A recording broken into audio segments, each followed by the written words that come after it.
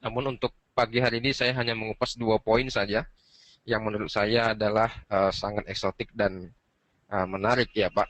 Yang pertama itu tentunya tadi yang Pak Dwi sampaikan, lawatan Barack Obama.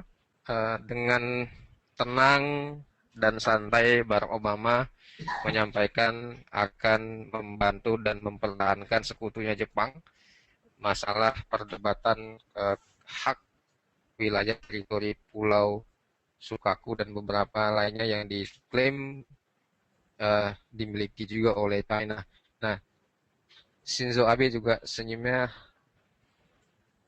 cerah karena Obama uh, menunjukkan respon membelanya kepada Jepang.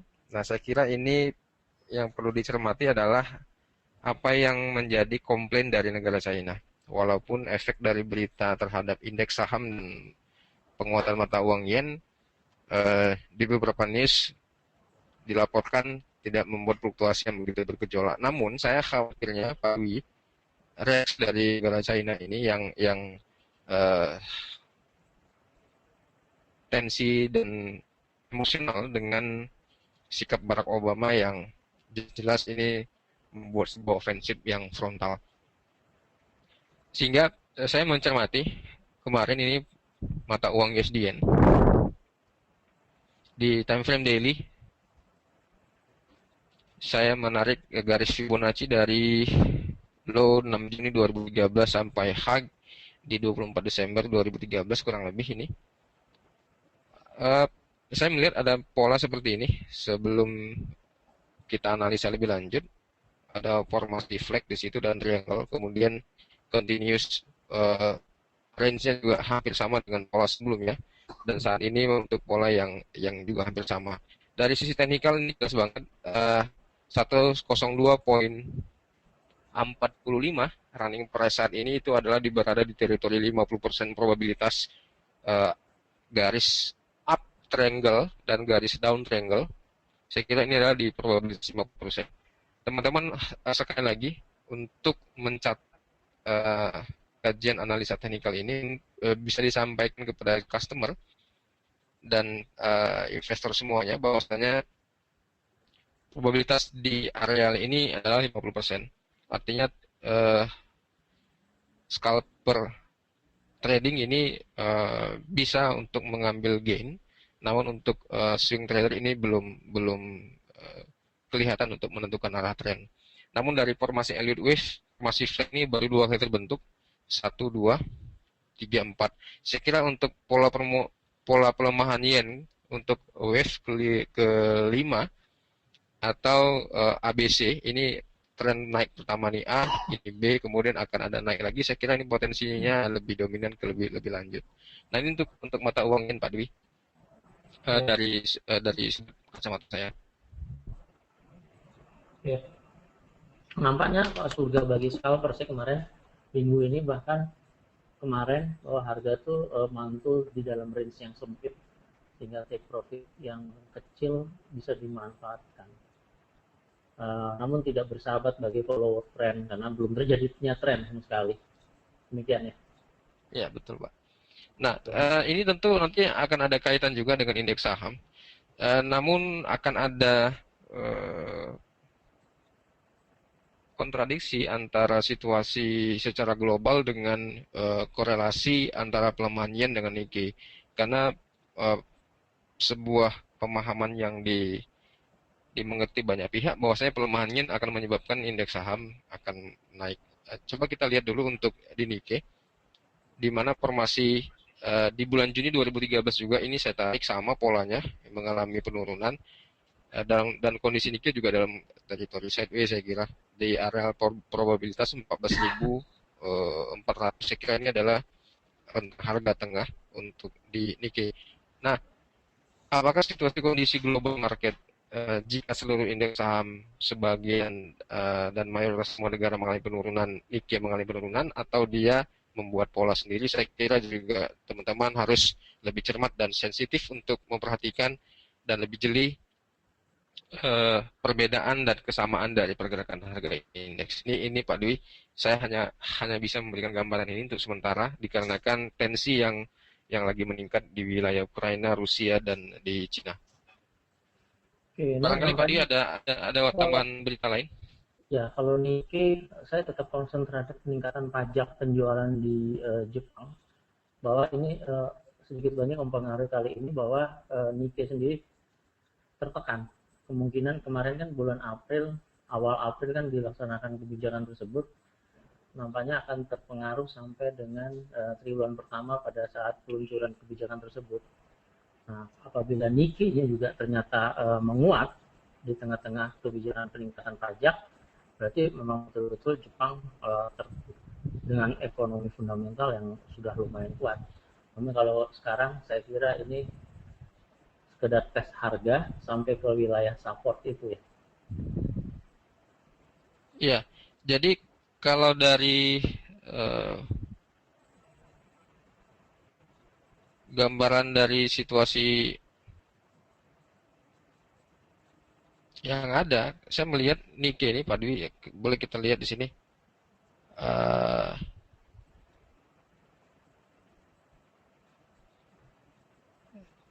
di area 38,2, 14.864 dan 61,8, 13.921. Ini pola sideways atau ranging areal yang juga sama di pada waktu masa di sini ya. Saya kira bagi follower trend untuk memperhatikan dua level psikologis ini, manakala harga di bawah 13.900, saya kira closing daily-nya ini konfirmasi untuk downtrend. Tapi jika market di atas 38,2% atau di 14.860 untuk indeks Nikkei, tentu akan ada sentimen positif untuk situasi yang menggerakkan di indeks Nikkei. Ini poin pertama morning briefing pagi hari ini. Poin kedua yang saya janjikan di awal tadi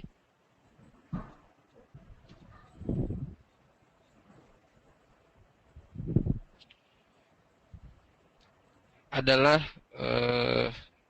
grafik dan pergerakan mata uang forex GBP USD. Sekali lagi, untuk poin kedua pagi hari ini adalah khusus untuk mata uang pound sterling, di mana semua traders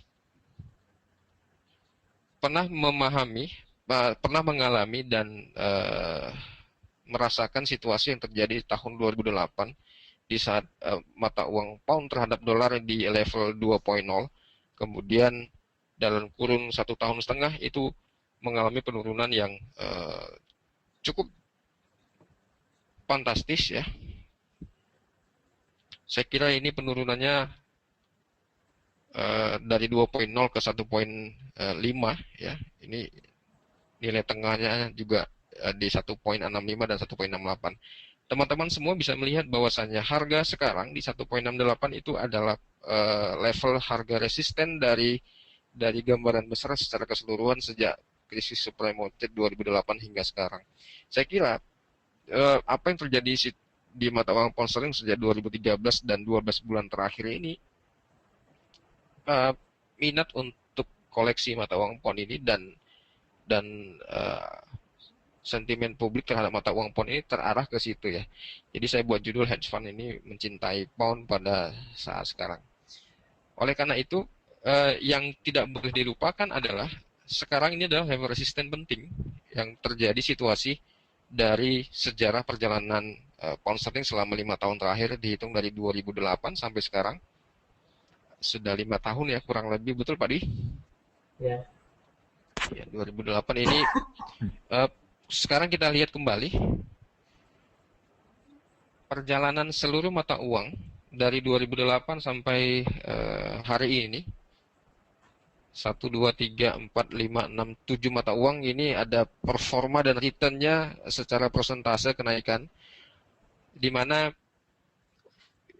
catatan yang paling menarik nomor satu adalah yang warna hijau ini, hijau, mata uang Australian dollar di 2009 performanya ini luar biasa sempurna. Kemudian mata uang Swiss di 2011 juga mengalami pelemahan, artinya dolar mengalami penguatan, mata uang Swiss mengalami penguatan di 2012. Kemudian ini Japanese yen yang warna biru juga mengalami pelemahan di 2013, penguatan, dan sekarang ini mengalami pelemahan di level uh, nilai rata-rata antara positif dan negatif. Ini masih underperform. Nah, yang menjadi perhatian kita kaitannya antara pound sterling dengan uh, performa mata uang. Level mata uang pound sterling diukur dari semua currency yang lain ini uh, konten 10, artinya dia yang paling mendominasi dari sisi performan rate on investment untuk mata uang pound sterling. Sehingga uh, tentu dari semua traders sebagian akan melihat situasi ini potensi untuk out of the market atau hit and run dari potensi performanya selama ini. Kita lihat dulu untuk trading plan. Di time frame 4 jam ini kontras untuk formasi double top. Ya, di time frame 4 jam kontras sekali formasi double top sehingga strategi sell on limit di 1.6808 yang direkomendasikan kemarin ini sudah touch. Kita sedang mengharapkan reversal point untuk mata uang pound sterling. Nah, dengan batasan risiko dan stop loss di 1.6850, saya kira ini probabilitas dan risiko 50 poin dan probabilitas 100 poin, saya kira ini cocok untuk dijadikan peluang manfaat trading untuk di hari ini. Nah, untuk jangka menengah, sesuai dengan skenario harga pound sterling yang sudah berada di level resisten, saya kira kita perlu membuat sebuah strategi plan lebih besar. Ini grafik monthly. Pound sterling pernah di angka 2.1 di sini, kemudian turun di 1.38 atau 36 saya kira. Nah, dari technical analysis kita menggunakan indikator envelope, kemudian memperhatikan osilator di sini yang sudah overbought, kekuatan marketnya juga sudah semakin mengecil dari asimetrik osilator di sini. Ini adalah indikator custom, nanti teman-teman bisa bertanya ke tim riset masing-masing. Dari envelope, saya melihat ada potensi harga di 1.75571, diukur dari running price sekarang ini jumlah poinnya kurang lebih 740 poin untuk 4 digit dan 740 untuk 4 digit dan 7.403 untuk 5 digit. Potensi risiko untuk sell satu lot dari harga sekarang ini adalah sebesar 7.000 US dollar untuk batasan di 1.7557. Nah, teman-teman semua bisa memberikan sebuah portofolio penawaran portofolio untuk transaksi mata uang pound sterling kepada calon investor dan kliennya untuk memilih mata uang eksotik ini, di mana level psikologis resisten di 1.7557, risiko kita di 7.000 dolar. Teman-teman bisa menunggu lebih kecil lagi risikonya, namun untuk tidak ketinggalan kesempatan, risiko yang dialokasikan dengan potensi reversal di 1.50 ini bisa kita manfaatkan untuk kedepannya. Demikian Pak Dwi untuk briefing pagi hari ini, 2 poin yang saya sampaikan mudah-mudahan bermanfaat. Kebetulan saya nggak sampaikan untuk analisa teknikal. Terima kasih Pak Dwi, selamat pagi. Oke, sedikit mengulas mengenai masalah pound sterling. Saya kira pound sterling kita ingat kemarin bahwa janji ekonomi dari pengambil kebijakan juga bahwa tingkat suku bunga akan dinaikkan manakala unemployment rate yang terjadi dari 7%, sementara terjadi kemudian 7%, dibatalkan, kemudian mencari angka baru. Ini mencerminkan bahwa seluruh fundamental ekonomi yang dijanjikan oleh para ekonom ternyata tidak serta-merta langsung ditanggapi, kemudian langsung dijadikan patokan. Nah, buktinya sekarang meskipun pound sterling masih dalam keadaan positif, kemudian fundamental juga dalam keadaan positif, kebijakan terhadap tingkat suku bunga masih hanya merupakan janji, yaitu sekitar tahun depan. Kemudian perlu saya sampaikan juga fundamental ekonomi yang terjadi, ekonomi kalender untuk hari ini. Tadi pagi telah keluar Tokyo Core CPI year to year sendiri dalam pengumuman negatif, yaitu sebesar 2,7%.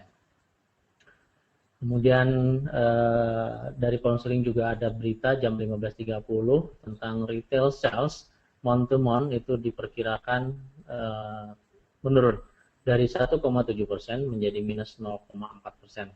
Kemudian yang penting, salah satu berita yang sering terabaikan sama kita, yaitu jam 23.30 mengenai Swiss Bank. Di sini nanti chairman dari SNB juga berpidato, yaitu Jordan, yang menyatakan beberapa langkah yang akan diambil dari kebijakan perbankan.